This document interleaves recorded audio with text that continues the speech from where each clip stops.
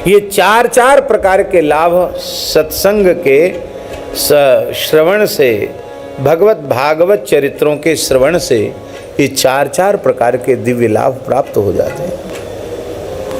इसलिए ये गांठ बांध लेनी चाहिए कि यदि हमें अपने जीवन को भगवान की ओर ले जाना है सही अर्थ में, तो सत्संग का व्यसन बना लेना चाहिए।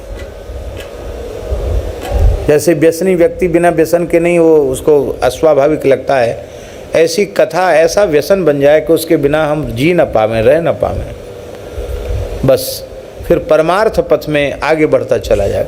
परम श्रद्धेय स्वामी नवलराम जी महाराज विराजमान हैं, परम करुणामय थे। परम श्रद्धेय स्वामी श्री राम सुखदास जी महाराज, बहुत दया, बड़ी करुणा उनके हृदय में थी। निकट वालों से बड़े अपराध बन जाते तो भी नहीं कहते इसको भगा दो, निकाल दो, नहीं कहते।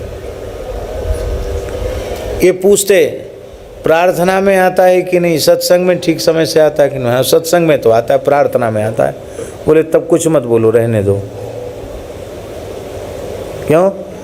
बोले ये भले ही इसमें कोई बुराई है, किसी संस्कार है, पर ये प्रार्थना में आता, सत्संग में आता, कभी न कभी कोई ऐसी बात इसको सुनने में आ जाएगी तो उसका सुधार हो जाएगा। पर जो कथा में ही नहीं आता, प्रार्थना में नहीं आता, सत्संग में नहीं आता, उस व्यक्ति के जीवन में तो सुधार की संभावना ही समाप्त हो गई। इसलिए निरंतर हमारी चित्त की शुद्धि होवे, इसके लिए हमें निरंतर भगवत भागवत चरित्रों का श्रवण करना चाहिए। देखिए, कथा सबके लिए आवश्यक है, विषयी साधक सिद्ध सबके लिए आवश्यक है भगवान की कथा। तीन ही कोटियां हैं जीवों की, बद्ध जीव, बद्ध विषयी जीव, मुमुक्षु जीव और मुक्त जीव। मुक्त जीवों का प्राण बनकर के, जीवन बनकर के कथा विराजमान रहती है। मुमुक्षु जीवों के लिए भवरोग की एकमात्र औषधि बनकर के कथा विराजमान रहती है। और विषयी जीवों को अच्छी लगती, उनके कान को, उनके मन को अच्छी लगती। आपको अच्छी नहीं लगती, हमको अच्छी नहीं लगती, तो हम क्यों कहते सुनते? आप लोग क्यों कहते सुनते? अच्छी लगती, अच्छी लगती तब तो बैठते हैं। विषयी जीव कथा सुनेगा तो मुमुक्षु हो जाएगा, संसार चक्र से छूटने की व्याकुलता उत्पन्न हो जाएगी, भगवत प्राप्ति की लगन लग जाएगी। और मुमुक्षु होकर कथा सुनेगा तो मुक्त हो जाएगा, और मुक्त होकर कथा सुनेगा तो भगवान की लीला में प्रविष्ट हो जाएगा। इसलिए आवश्यक नहीं है कि हम तो बहुत नालायक हैं, बुरे हैं, हम क्या कथा सुनेंगे, हमारे क्या फायदा कथा सुनने से।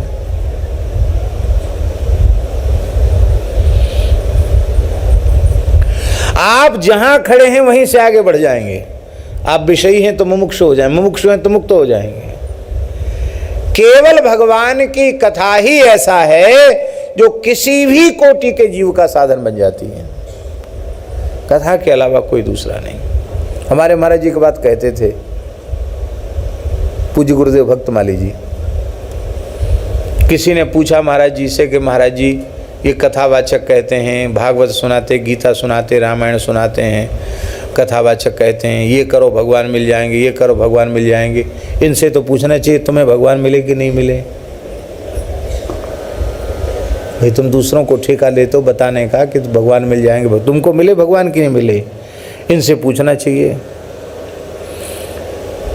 तो जब स्वयं को ही भगवान नहीं मिले, भगवत साक्षात्कार नहीं हुआ, तो दूसरों को भगवत साक्षात्कार की बात बताने का ठेका ये क्यों ले लेते हैं? हमारा बड़ी शंका है, इसका समाधान करें। महाराज जी विलक्षण समाधान करते थे, विलक्षण। महाराज जी बोले, श्रीमान जी आप यहाँ से मथुरा स्टेशन गए, जंक्शन गए। हाँ महाराज जी चले गए। वहाँ आपने कहा कि हमको अयोध्या का टिकट दे दो, तो टिकट काटने वाले ने अयोध्या का टिकट तो दे दिया। अब आप कहो तुमने अयोध्या देखी है, गए हो अयोध्या? बोले नहीं हम तो अयोध्या नहीं गए। तो जब तुम खुद ही अयोध्या नहीं गए तो हमको अयोध्या का टिकट कैसे दे सकते हो? और उसी से जिरह करने लग जाए टिकट काटने वाले से, तो वो कहेगा भैया अब हम तो टिकट वापस ले लेंगे, नहीं कट गई, अब तुम्हें नहीं जाना तो फाड़ के फेंक दो। और हमारे पास फालतू समय नहीं कि तुमने अयोध्या देखी कि नहीं देखी। हमने अयोध्या देखी या नहीं देखी, पर ये बात पक्की है कि ये टिकट अयोध्या का ही है।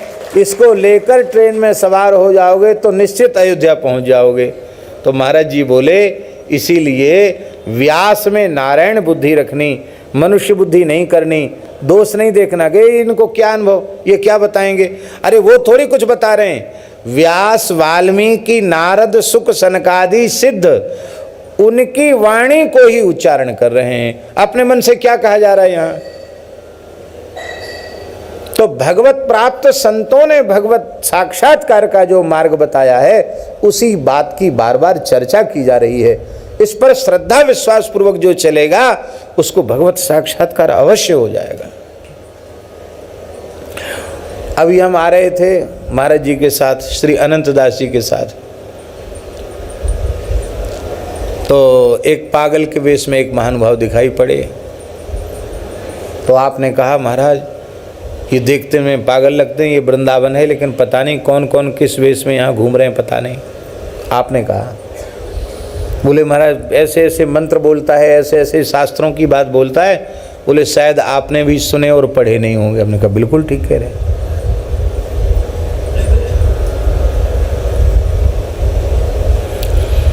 एक यहाँ रमण रेती में एक पागल के वेश में संत बैठते थे।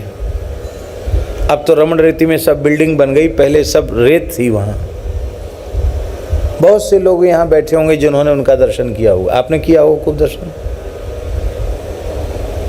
तरह तरह की भाषाएं बोलते थे वो, उड़िया बोलें, बंगला बोलें, जाने क्या क्या बोलें, अंग्रेजी बोलें, जो उनके मन में ऐसी भाषा बोलते थे कई बार समझ में नहीं आया क्या कह रहे हैं। और ये और किसी को ये हो गया कि बाबा जी किसी को मार देते हैं तो उसका काम बन जाता है, तो लोग ऐसा कुछ काम भी करते थे उनको कि वो हाथ छोड़ दें, लेकिन वो अच्छा नहीं है संतों को सताना।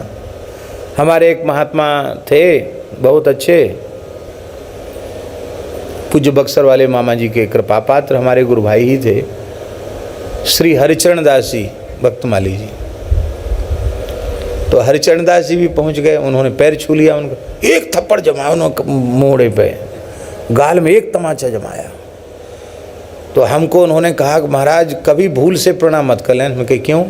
और ये बोले महाराज इतना जोर का तमाचा लगाया कि थोड़ी देर तक तो हमारी ऐसी लाइट, बोले हंडा सा जर गया एकदम। हाँ, बहुत देर तक तो सांस नहीं आई। तो हमने कहा चलो आप पर तो कृपा हो गई। अब हम भी पहले कार्तिक में कहीं जाते नहीं थे तो रोज़ परिक्रमा करते थे वृंदावन की। तो अब हमने श्रद्धा तो कई संतों से सुना था, अच्छे महात्मा हैं, तो मन में तो होता था प्रणाम करें। फिर मैंने हरिचरण दास जी ने सुना दिया कि बहुत जोर का थप्पड़ लगाए, तो मैंने कहा भैया तो दूर से ही करना चाहिए, काहे को संत को विक्षेप क्यों करो। तो सवेरे सवेरे हम जा रहे थे भोर में, तो एक हमारे मन में हुआ कि चलो विष्णु को प्रणाम कर लेते हैं। तो मैंने दूर से ही भूमि पर सिर रखकर प्रणाम किया। तो उन्होंने इतनी प्रेम भरी दृष्टि से मेरी ओर देखा कि हम कह नहीं सकते हैं, और एक वाक्य का उच्चारण किया, भगवान की भक्ति अति दुर्लभ है, किसी भाग्यशाली को मिलती है। ये वाक्य उन्होंने, भगवान की भक्ति अति दुर्लभ है, किसी भाग्यशाली को मिलती है। फिर ऐसे नेत्रों से प्रणाम स्वीकार किया, ऐसे सिर झुकाया, हम आगे चले गए। बारह घाट वाले महाराज जी, महंत जी महाराज, पूज्य श्री राम प्रवेश दास जी, उनके गुरु जी परम पूज्य श्री मुरलीदास जी महाराज, अच्छे महापुरुष थे। वो 12 घाट कई बार प्रसाद पाने आ जाते थे वो संत। तो महाराज वो उनके गुरुजी ने पूछा कि हमको भगवान का साक्षात्कार कब होगा। तो उन्होंने कहा कि अमुक अमुक महीने में अमुक समय पर, और आप अमुक गांव में थे, उसमें 2 बालक गैया चराते हुए आए थे, उन्होंने आपको पानी पिलाया था, उनको पहचानते हो? नहीं, आपने उनको पानी पिलाया था, आप उनको पहचानते हो? तो उन्होंने कहा हाँ, किसी ब्रिज के गांव की घटना होगी। बोले हाँ, मैं तो स्मृति में तो आ रहा है, 2 बच्चे थे। बोले उनमें एक बलराम जी थे, एक श्री कृष्ण थे।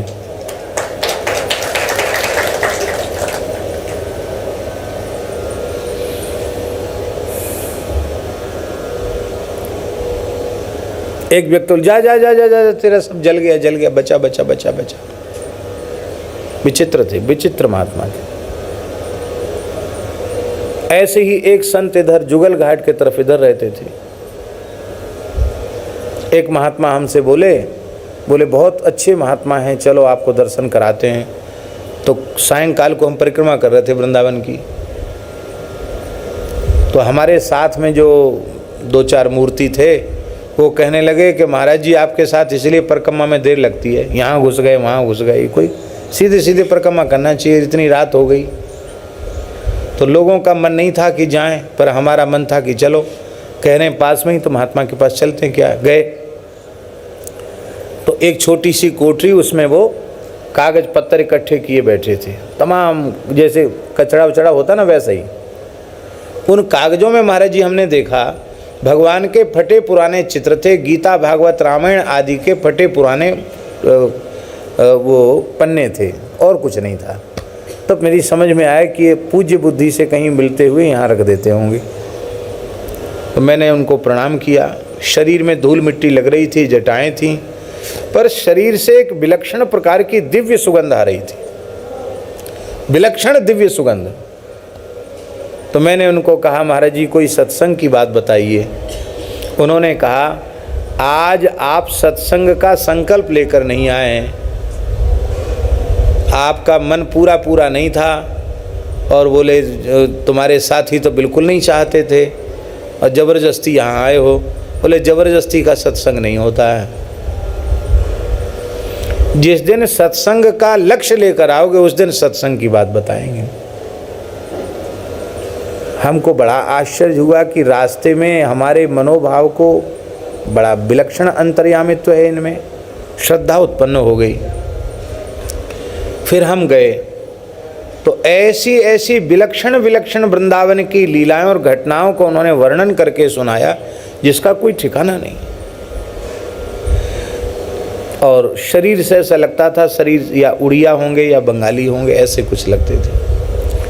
श्री श्री राधा श्याम सुंदर देव, श्री श्री राधा मदन मोहन देव, श्री श्री राधा गोविंद देव, ऐसे बोलते थे। अद्भुत महात्मा महाराज जी। हमसे बोले वृंदावन से बाहर क्यों जाते हो? तो श्री रसिक माधवदास जी और संत थे, बोले बहुत कुछ काम है सेवा का इसलिए जाना पड़ता है। नहीं सेवा विवाह के लिए क्यों जाते हो? हम तो चुपचाप सुन रहे थे, कुछ बोल नहीं रहे थे। तो एक महात्मा बोले कि गौशाला है, ये है वो है, बहुत खर्चा है। तो बोले पूरा हिसाब लगा के बताओ कितना खर्चा है। पुरानी बात है, अब तो करोड़ों में खर्चा पहुंच गया। तो उस समय महात्मा ने बताया 3 लाख रुपए महीने का खर्च हो, बस 3 लाख। अरे 3 लाख ऐसे बोलो महात्मा। बोले जिसको तुम 3 लाख समझते हो ना, वो राधा रानी के दरबार में 3 पैसा भी नहीं है। क्या होता 3 लाख? 3 पैसा भी नहीं है। निश्चय कर लो कि वृंदावन से बाहर कहीं नहीं जाना, जो चाहोगे सो यहीं हो जाएगा।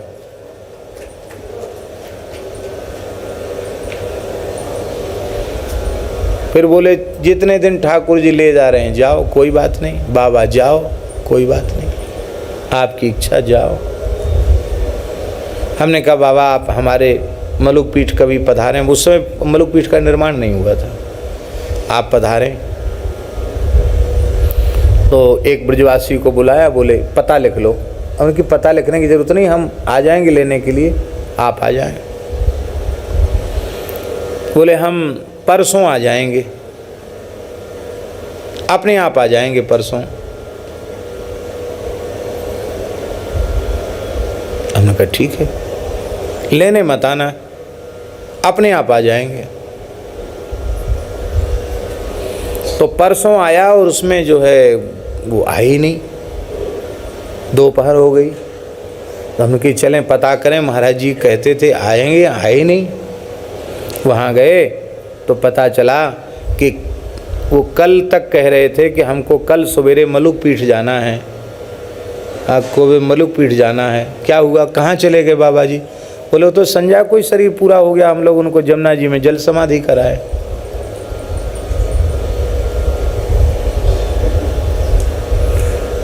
पूज्य गुरुदेव भक्तमाली जी उस समय विराजमान थे। हमने महाराज जी को सुनाया, महाराज जी ऐसे, महाराज जी बोले देखो महापुरुष ने कह दिया तो वे आ गए, और अब वो यहीं क्यों, वृंदावन के संत कहाँ जाएंगे, वो मलुक पीठ में ही विराज गए आकर के। फिर उनके निमित्त मलुक पीठ में उत्सव हुआ, भंडारा हुआ। कैसे पहचान होगी? हमको ऐसा लगता है कि भगवान पहचान करावें तो जीव भगवान को पहचान सकता है, और संत कृपा करें तो जीव संत को पहचान सकता है, नहीं पहचान सकता है। महाराज अद्भुत है, संतों से प्रेम हो गया तो परमार्थ का मार्ग खुल गया, ऐसा समझना। बोलो भक्तवत्सल भगवान की जय। तो सबको सत्संग आवश्यक है।